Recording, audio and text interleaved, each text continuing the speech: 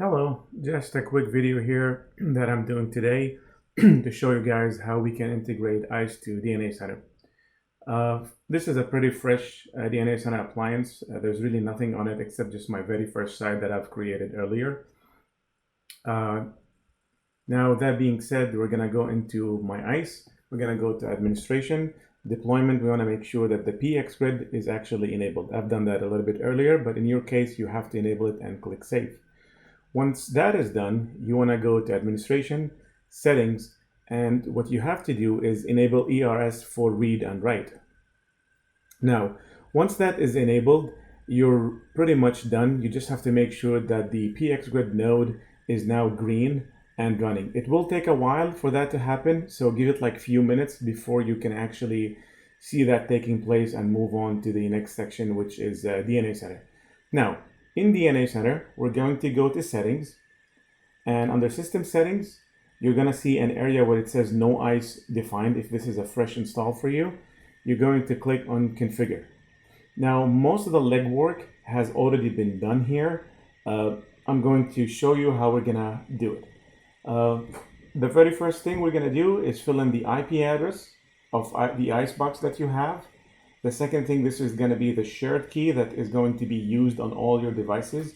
Username and password has to match for the ISE GUI and SSH. Meaning, if your GUI and SSH username and password are different, this is not going to work. Virtual IP address is if your PSNs are only behind an F5, you're going to need to fill that. In my case, I have TACX. I want to enable it so I can actually demonstrate a few functionalities. I've enabled it and I clicked apply. At this point, we're going to see a circle going around, creating AAA server, and we should be done within a few minutes. Now, we might want to keep an eye on ISE under PXGRID services to see what's happening. And over here, I don't have it set to automatically accept new certificates. So I'm going to have to manually approve it once it pops. Now, showing in progress under DNA is usually a very good sign, so we'll give it a few more minutes, and I'm very sorry if I'm moving a little bit fast. I have done this over 100 times. We're going to keep refreshing here a few minutes until we see the DNA subscriber showing up. As long as it's in progress, it's probably a good sign, so we'll just keep waiting, and here we go. So it showed that it's actually DNA C1, the subscriber. It showed that it's actually approved, but it's not approved yet. So give it a few minutes and you will get the option to approve it since we don't have auto approval set up. Now you can see that under total pending approval is 1. In my case, I know what it is. It's the DNA appliance. I'm going to approve it. And at that point, we are pretty much done. Now, you'll see that it toggled back and it shows active, which means integration is pretty much complete. Now, under design, I'm going to go ahead and enable AAA ISE authentication. We're going to click on, oops, sorry about that. I'm going to click on add servers, AAA at the top, right? Now, once we do that, we're going to choose two fields. It's going to be the network and the endpoints. The network meaning the TACX for the authentication of the user authentication and authorization to the device. The client endpoint is pretty much the radius for .1x that we're going to be using. Make sure you're toggling ISE. The first field on the left, 10.215, is pretty much your PAN, and everything populating on the right is usually the PSNs. You hit save, and pretty much done here. Just a few other verifications that we usually do is going under system settings. Should have done that a little bit earlier. We should see everything green for the PXGRID as well as the ISE PAN. Green means good, so this is probably it. And from here on, we should be able to move on with any further provisioning if needed. Now, there are some areas I'd like to cover, primarily like common mistakes when you're integrating ISE with DNA, and this is just based on my personal experience that I have been seeing in the industry.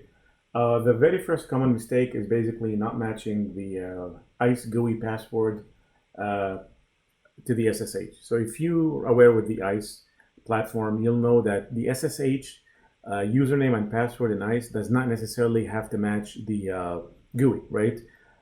Now that doesn't work for DNA Center when you're doing the integration. You have room to put only one password. So you have two options. You can make sure that the admin account on SSH has the same exact password that you've created in the GUI, or the preferred one normally is just simply creating a new account in the GUI, super user, and doing the same in SSH. They both have to have the same password. That's the very first common mistake that we see. The second mistake usually is that the PXGRID services are not running. And usually when you enable the PXGRID, like I mentioned earlier in the video, it does take a couple minutes to load. So we've seen users basically hitting that apply button on DNA while ISE has not fully started the PXGRID services, especially if this is a new installation for you. PXGRID out of the box is not going to be enabled.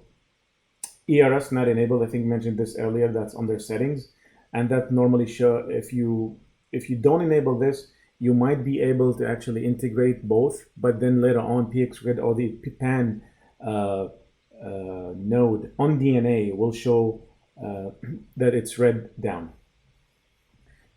Fourth common mistake is DNS Records. As you have seen, DNA calls out ISE by its fully qualified domain name. So it's very important to have a DNS record for that entry for your ISE. The common one as well is if you have an F5 and you have load balancers. Sorry, if you have an F5 load balancer is what I meant, and you have PSNs behind it, you have the option to, when you're adding under design the AAA information, you have the option to populate the F5, but accidentally you don't, and you just point your authentication session to 1 or 2 PSNs. That causes a lot of problem. One more issue could be the certificates in PXGRID. So you want to make sure to go on ISE under administration, go to certificates, and make sure that there's a cert that has been assigned to PXGRID. The issues that come rising usually later on after the integration has succeeded is, when you go to DNA Center and you see basically that primarily either the PXGRID node is showing down or the PAN. This is normally a common mistake if later on down the road, maybe you started your ISE implementation with a self-signed certs, and then later on you integrated it with PKI. That will definitely break the integration. So you'd have to make sure you delete it and you integrate again. Another common one, which is the last one going to be for this video, is pretty much DNS records. Some people just added temporary and then later on they remove these DNS records. That's actually will break the connectivity between DNAC and ISE. So make sure that these records are always there. That's it for this video.